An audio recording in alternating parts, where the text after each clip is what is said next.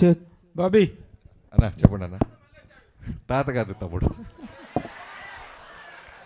ఏంటి sir me fans following? Thank you. Sir అందరికీ ఒకళ్ళు ఇద్దరు మనవాళ్ళు ఉంటారు సార్. నాకు 100 లక్షలాది మంది మనవాళ్ళు ఉన్నారు.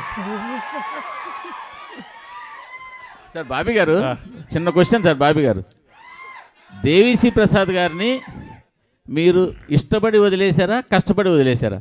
అదే కాదండి, అదేం ప్రశ్న. మరి మీరు నేను ఇప్పుడు కాదు తమన్ గారు వద్దు, ఆయనే చెప్పాలి. లేదు దీనికి బెస్ట్ ఆన్సర్ ఏం తెలుసా? పాస్.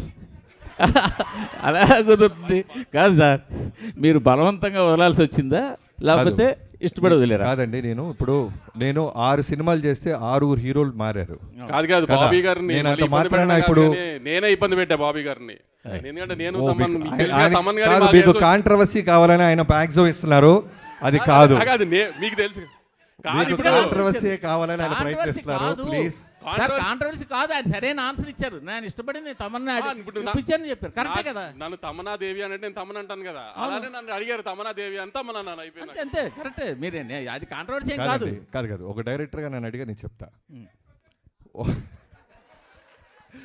ఒక్కొక్క సినిమాకి, ఒక కథకి ఒక హీరో ఎలా ఫిట్ అవుతారో, సూట్ అవుతారో, అలానే టెక్నీషియన్స్ కూడా ఆ కథే కోరుద్ది.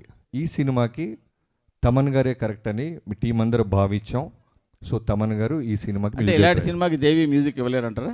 మీకు మళ్ళీ కాంట్రవర్సీ కావాలి? కాదు, మీరు అంటున్నారు కథ డిమాండ్ చేసి. కాదు తాతగారు, సారీ మూర్తి గారు,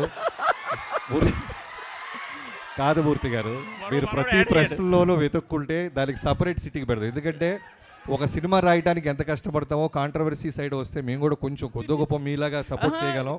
అది సపరేట్ మీటింగ్.